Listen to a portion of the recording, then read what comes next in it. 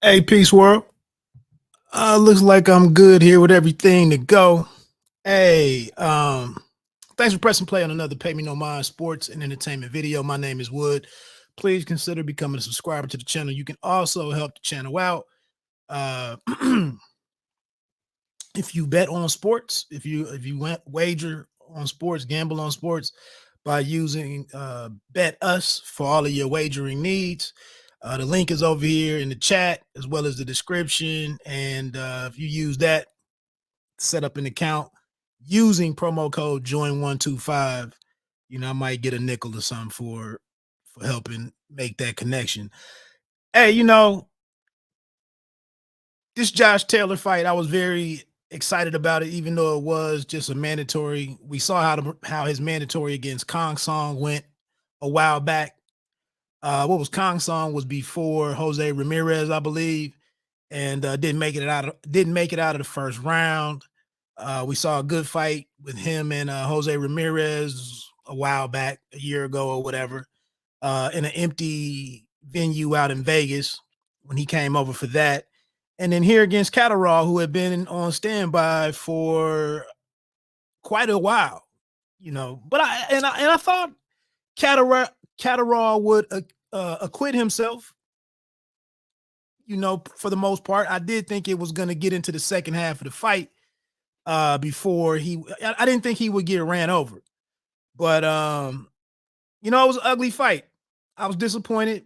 And I got on here and was a total fanboy a couple of weeks ago about Jesse Bam Rodriguez.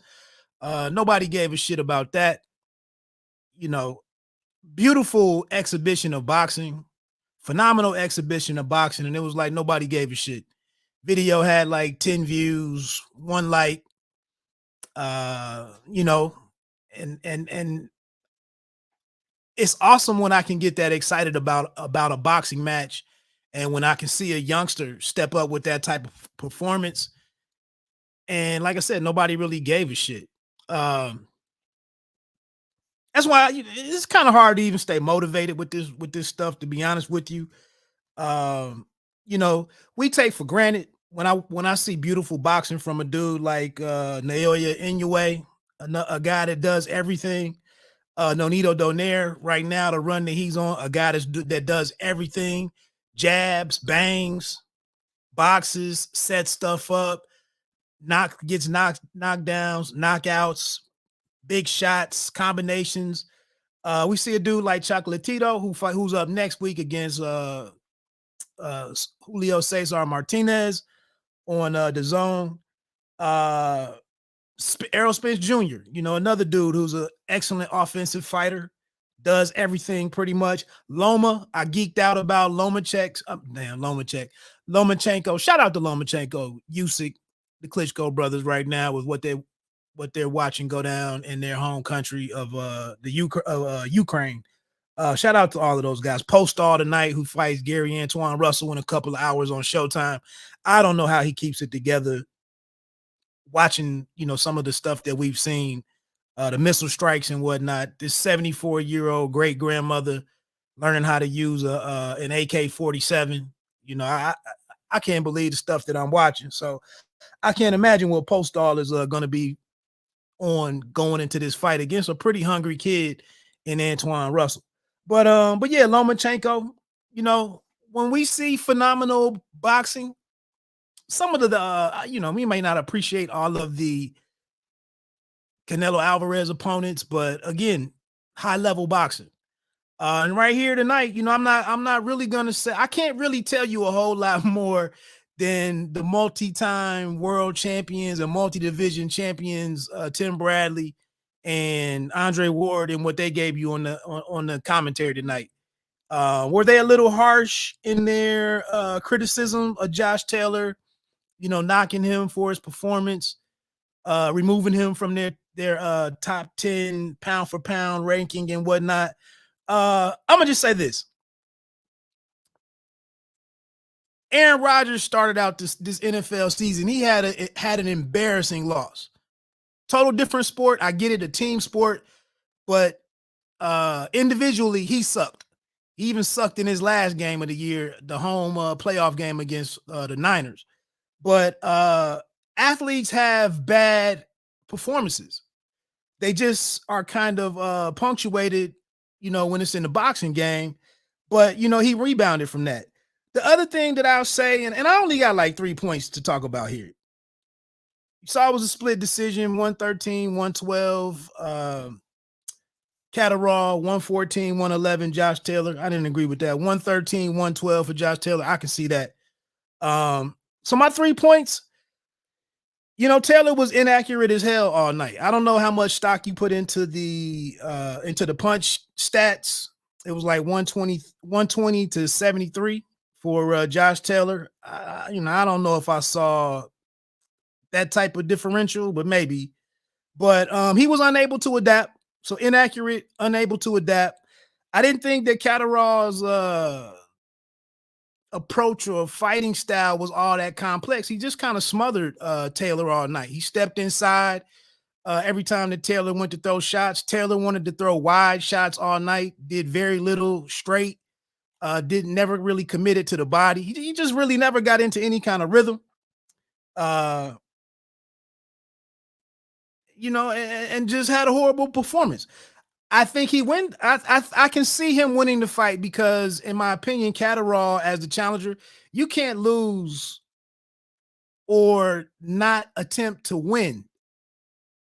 He was just out there kind of existing, kind of just trying to coast to the finish line and like take the air out of the ball. And you just can't do that as a challenger. My second thing, the reasons that Josh Taylor gave were somewhat plausible for me. I'm going to be honest with you. Homecoming fight, heavy favorite, COVID situation, and significant knee injury, which hindered his training camp preparation and whatnot. There was some talks of him being drawn at the weigh-in. I'm not an expert in that body and looking at physiques and all. That ain't my game. So I really can't say too much there. I didn't think he looked horrible. He didn't seem to be moving all that bad or like he was affected by the weight loss and whatnot. I don't know. But the homecoming, heavy favorite, trying to put on a show. He kind of got off his game this week a little bit, or his focus seemed to get off of Catterall at points when he was continuously asked about the looming fight with Terrence Crawford. He would say, I'm not going to say anything else about it. And then he would turn around and answer 3 or 4 questions about it. So I think he could have been pressing a little bit, thinking about the Terrence Crawford fight. That could have played some role in what we saw tonight. But like I said, all the reasons that he gave were somewhat plausible. Definitely not a good showing for him. Definitely not a good night for him. But like I said, with Catterall, the one thing that I can say with the champion is that he never quit. He didn't look great. Didn't really have it tonight, but he was the one walking forward, pressuring, and throwing short combinations. Like I said, never really neither one of these guys were content with just like throwing the simplest. I say the simplest. With throwing the simplest punch in the book, the jab. And oddly, with Taylor being a taller guy by 2.5 or 3 inches, to never just step back. Okay, you're smothering me. You coming inside with this elbow. I mean, not that, but in this kind of like a tuck behind your shoulder and kind of getting underneath my shots and whatnot. All right, let me step back and just touch you then. Let me just pop you with my jab. But he just kept with the paw and stuff all night. He tried to get like his dirty boxing that he does or his inside boxing, but Catterall was closed up. But, and then lastly, getting to my final point, again, I kind of said it earlier, let the cat out the bag a little. I led with it. But Catterall, what's good, Monty Brown, man? I thought Josh, did you? It wasn't a robbery, but it was a close decision. People use the word robbery for any loss nowadays. Yeah, they do, man. I agree with you. I was just saying my last point. I'm not even going to try to stretch this out. There's nothing I can do with it. And maybe I'll come over if you're talking about the fight. I had to check you out, see what the world is saying about it. I don't have a problem with him winning it, as I was just closing out with this third part with Catterall. It's a world title fight. You can't sit here and not sit down on punches, not put together any meaningful combinations. He went away from his 1-2. The 1-2 went away for like 5 rounds, 6 rounds. So that was his bread and butter. He was more active with his jab and did more damage with his jab. You saw the right eye of Taylor show some damage in the early as the 5th round. And then we saw some blood and whatnot, maybe around the 9th round. Yeah, at the end of the 7th round, it was some blood on the eye. So, and then they had that clash of, well, that was more, Catterall took more damage on that clash of heads where Taylor came up into him on the right side of his cheek or on his right cheek. But yeah, Catterall, you can't, that's one thing. That's one of my pet peeves with boxing is when when fighters start predicting their own scorecards. You're not at home. You're on the road. And I got to give Kambosos Jr. in the Teofimo Lopez fight, I got to give the kid some credit. He was at least smart enough to win one of the championship rounds. He was at least smart enough to do enough and outwork Teofimo Lopez enough to win one of the championship rounds. Catterall here really did not, after you've been kind of languishing for 4 or 5 rounds, you come out and still don't try to turn things up in the 11th or the 12th. So, I can't be too compassionate for the guy in not getting a decision. You gotta go get it,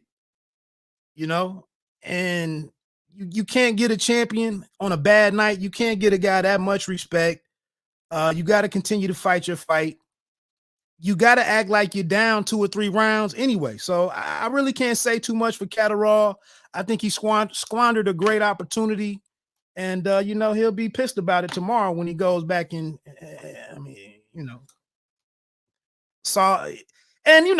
Bradley is giving away the fight in like the 8th or 9th or 10th round, talking about, Catterall's future and what he can do next. And it's almost like Catterall was thinking that in the ring. He was going through that in his head, like, oh man, my future. And then just lost the opportunity. The last thing I'll say before I get on out of here, what's next for Taylor? Again, what I was saying earlier, a lot of guys have bad nights. Bradley had a few bad nights. I mean, he got the hell beat out of him against Provodnikov for several rounds. We know, the performances against Manny Pacquiao, like he wasn't on point every time he stepped in the ring. Andre Ward's first fight against Kovalev was not a great night for him. So, for these guys to sit here and be this harsh on Taylor, I know, like I said, I was looking forward to Taylor. We haven't had any good fights, elite fights in a couple of weeks or whatever. I was looking for Taylor to do something spectacular. And I thought this was an opponent that he could do something spectacular against. But again, his reasons sounded somewhat plausible for me. And he got in there with a guy who took advantage of his shot, at least, through the first half of the fight. So, but moving forward, moving up to welterweight, I guess he has, and I guess he can do the petition thing with the WBO to get a shot at to get the shot with Terrence Crawford. I thought it was dope on the broadcast that they mentioned that Bob Arum is somewhat open to having that, to staging that fight while this lawsuit is still out there. I didn't see that report earlier in the week, but they mentioned it. So I take them at their word. And I think if that's out there, I think Terrence should jump on that. But that's not the type of performance that you want to go into the fight against Terrence Crawford with. But like I said earlier, man, I mean, I don't think the guy would have a repeat performance like that going against Bud Crawford. And I don't really think it necessarily hurts any excitement or anticipation for that fight. That's just my opinion. Undisputed, my ass, Josh Taylor lost. I'll give you that, Hydro Bill. I'm not I'm not opposing that or objecting to that whatsoever. I agree with you. Crawford is mandatory for Taylor, isn't he? He got made super champion. Is that back? Yeah, I was about to say that's the other way around, right? Yeah, yeah. I think that's what I was just saying. I think Taylor can go up there and request that fight or petition for it or whatever the official term is and get it. But I just think I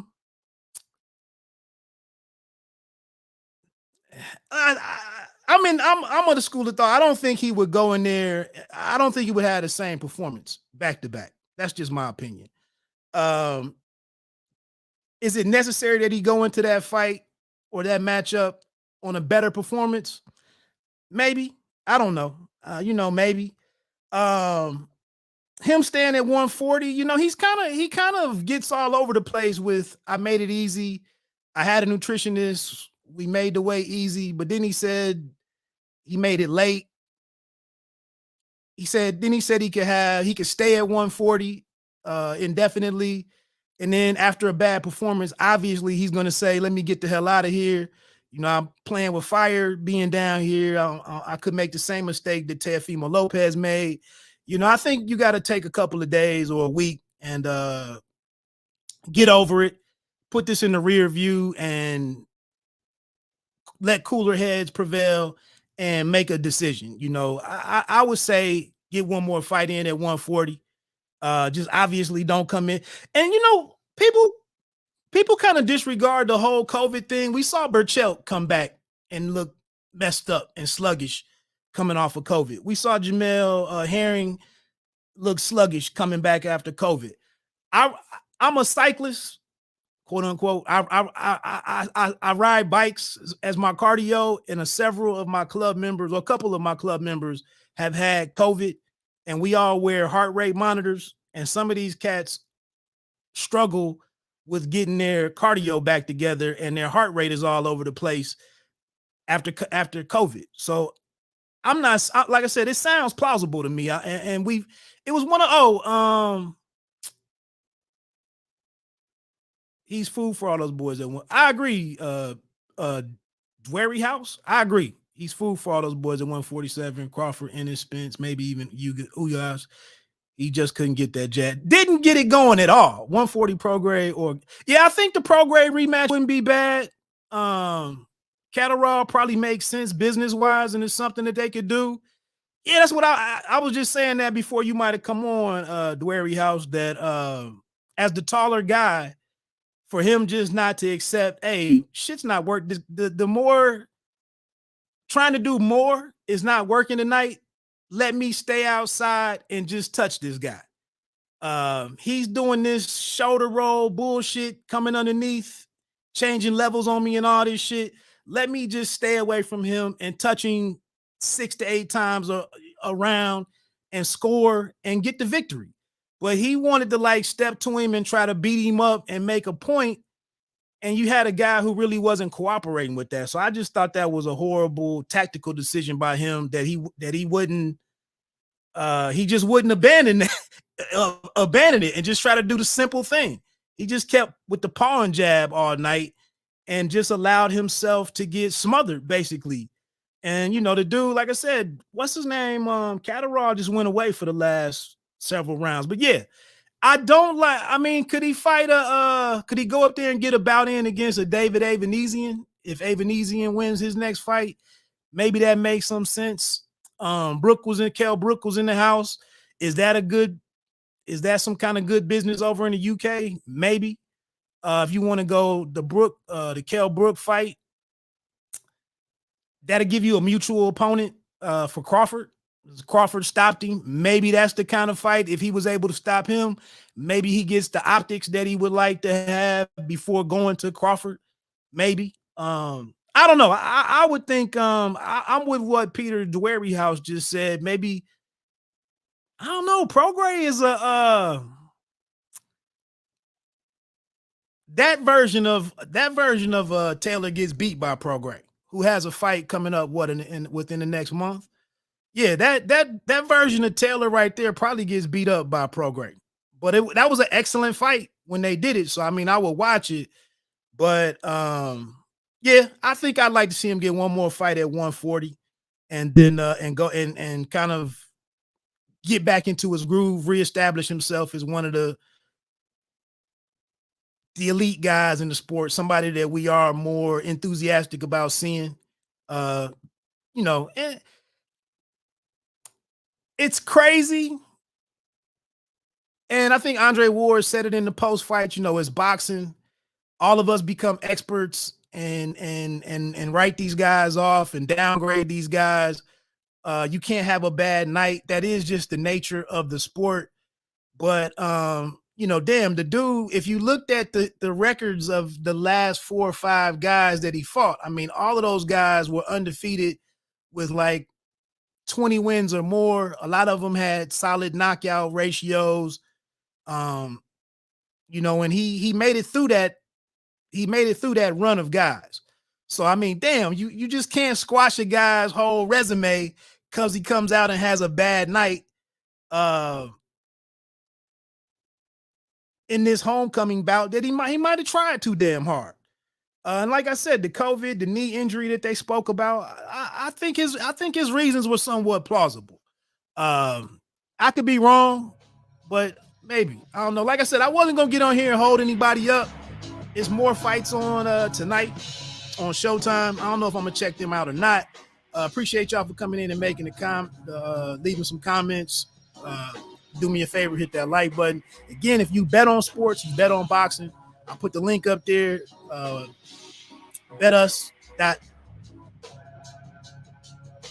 betus.com.pa. Use promo code JOIN125. You can help out the channel. And enjoy the rest of your boxing weekend. Next week, we will not be disappointed. Next week, we will not be disappointed in what we see.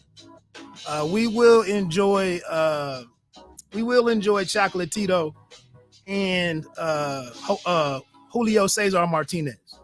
I don't think it goes the distance. I don't know if it makes it to the 9th or 10th round. We will see some fireworks and some elite boxing and some all the sweet science that we like to see. If that's what you watch fights for, we will see that next week. I promise you that. Tomorrow we got Okoli and Cieslak or something. Check that out on the zone. But let me get out of here. Enjoy the rest of your boxing weekend. Appreciate you, Monty Brown. I'm gonna come check you out. I ain't got nothing to do the rest of the night. Thanks, everybody.